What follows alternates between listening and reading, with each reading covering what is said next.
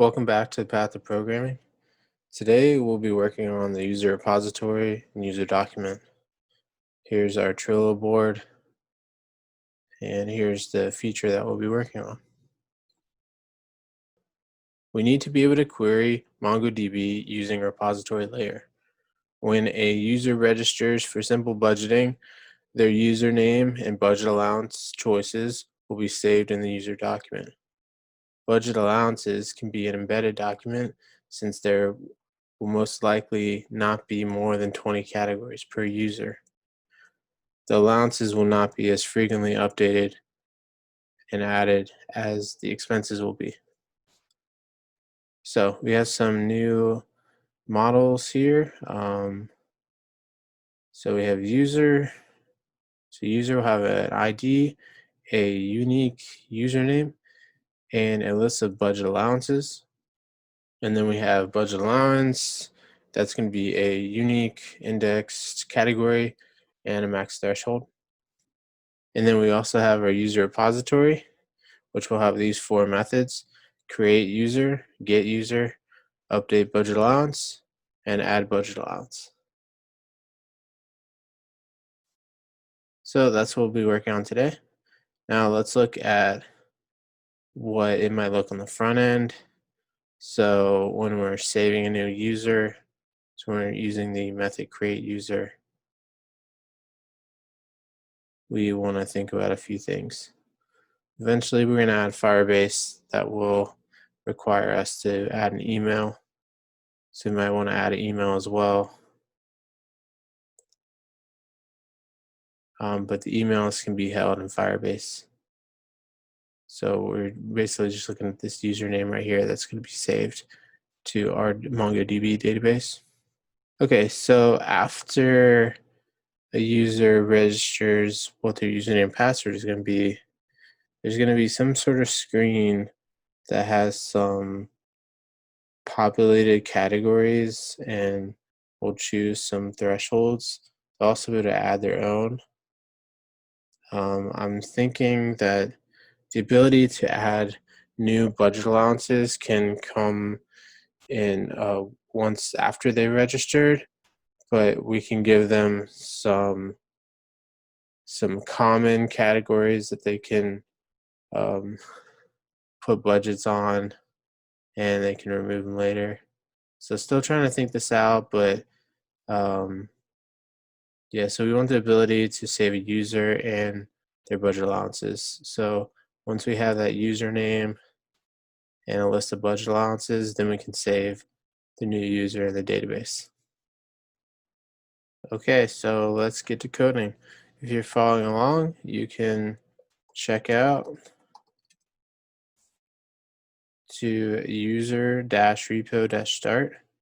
So you can just do that right there. I'm going to be coding the end of this branch. Also, if you're using IntelliJ, you can go down here and you can just check out right there. Okay. So first thing I always like to do is think about my package structure. So I'm gonna have a repository in here. Going to have some documents, right?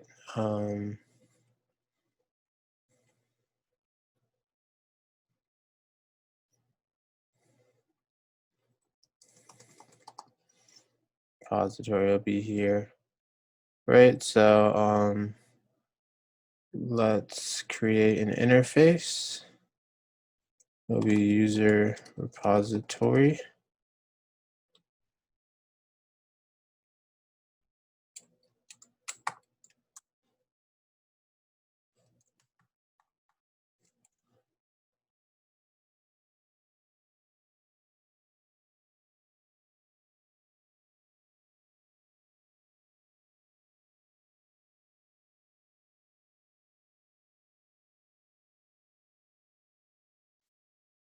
Okay, so now let's get our user.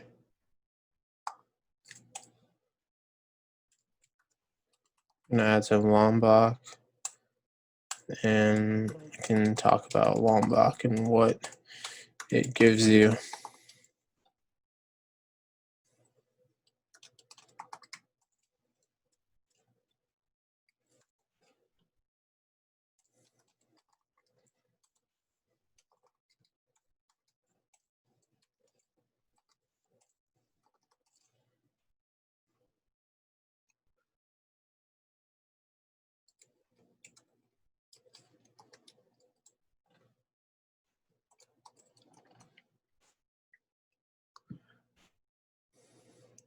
Let's talk about Lombok. So typical Java classes, you'll have some private variables for your data class. Because of encapsulation, you'll want to access those through getters and setters. So usually when we make a model class, we'd want to do getters, setters, constructor, toString, hash code, and equals. And that gets rather long. And you can generate all those kind of things here, and then your class ends up being 80, 90 lines of code. So it's Lombok is here to solve that problem. All right, so data comes with a getter, setter, required args, constructor, toString, equals, and hash code. Okay, so we're giving it all that, plus a builder. So familiar with the builder pattern, I really enjoy it, and you'll be able to see that later. So we won't be using constructors. And giving it all as constructor. I'd just like to add that as well. And the no args constructor is good to add when you're interacting with a database. Sometimes it requires you to have just that default constructor. And then we have add document, and that is us telling MongoDB that this is going to be a document. This is going to be a collection of users, and this ID is saying that this string ID is going to be that collections ID. And this index annotation and unique is going to say that we cannot have multiple usernames with the same that are the same. And then we have our budget allowances here. Okay, so while we're at it, let's just create the budget allowances as well. So create that in document as well. It's not actually a document, it's going to be embedded.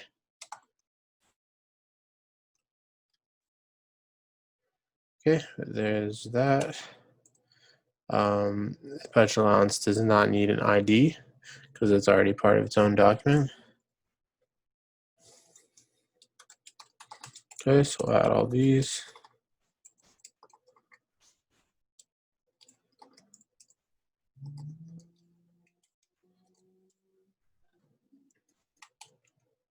Okay, so we have our documents ready to go. So let's go back to our user repository.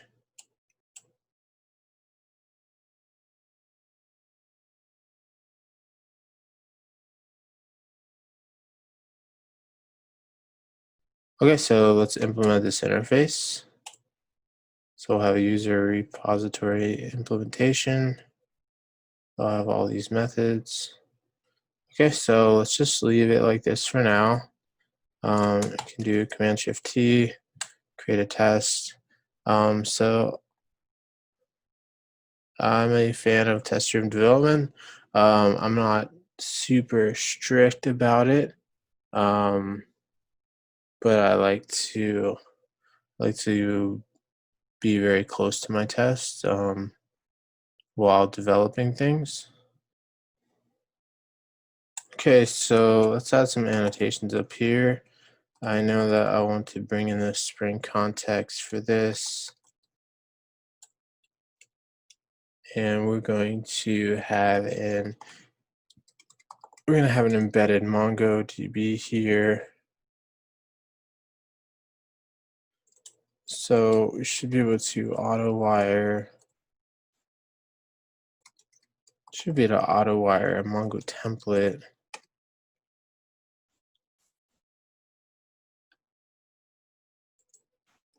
Then we have our user repository.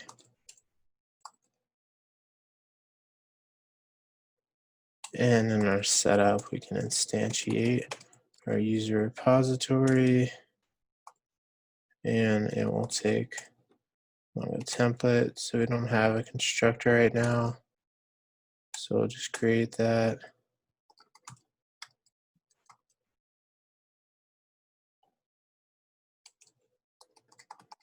Private MongoTemplate.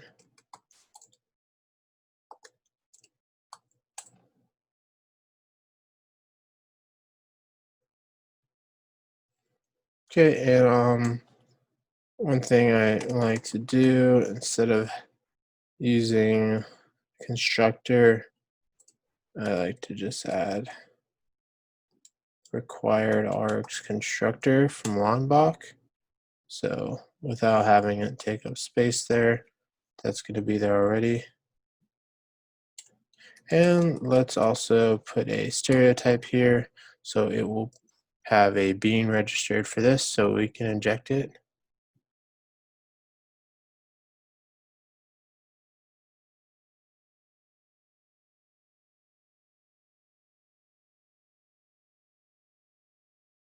Let's start with get user.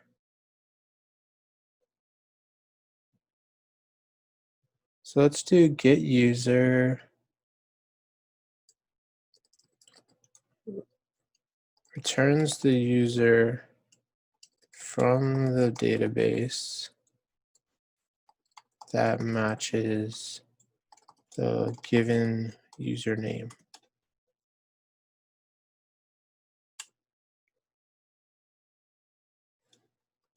So we have a user, actual user equals user repository dot get user.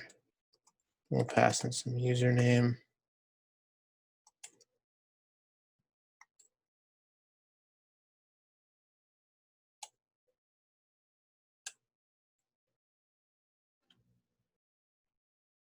Okay, we'll do Bob123. Will be our username. Okay, so we've called our method here.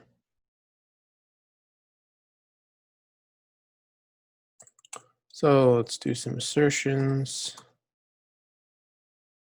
I'll be using assert j core. So assertions dot assert that.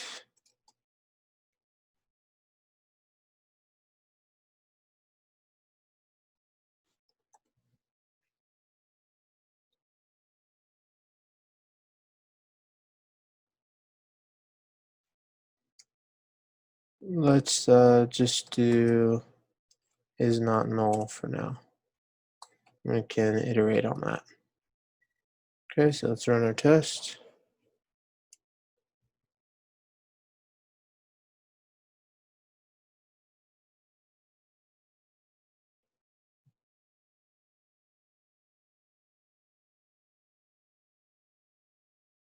Okay, so it's null for now.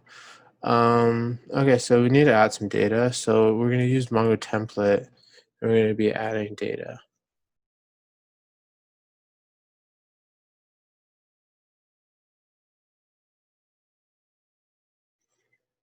Okay, so if we look at insert takes a collection and then a collection name.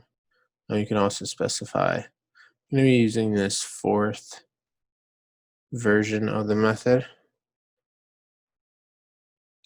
So let's build up a user here.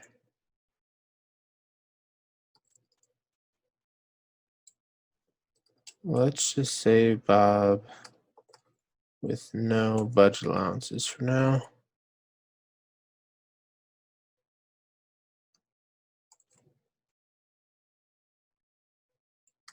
Okay, and then let's say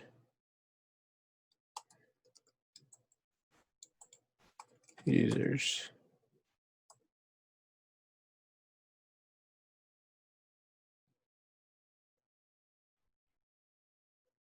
Okay, so let's add another assertion. So let's say that actual user name is equal to username. Right, so we're inserting Bob here, and we want to be Gooding.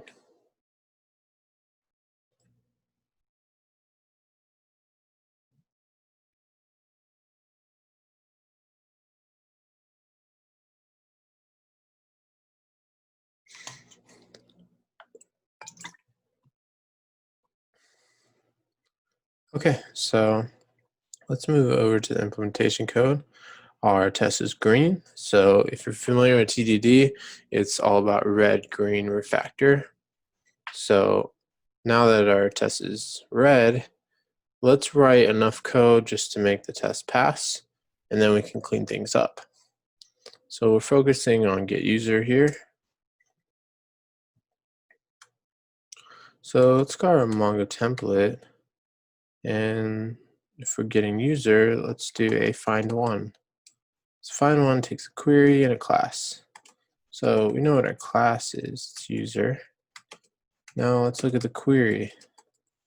So how does query work? So do query, and then criteria definition.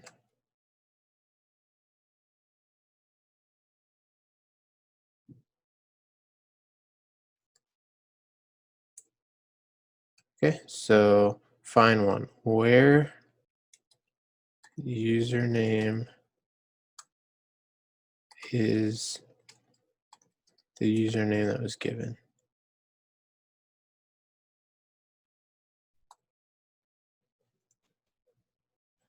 Right, and let's return that and run the test.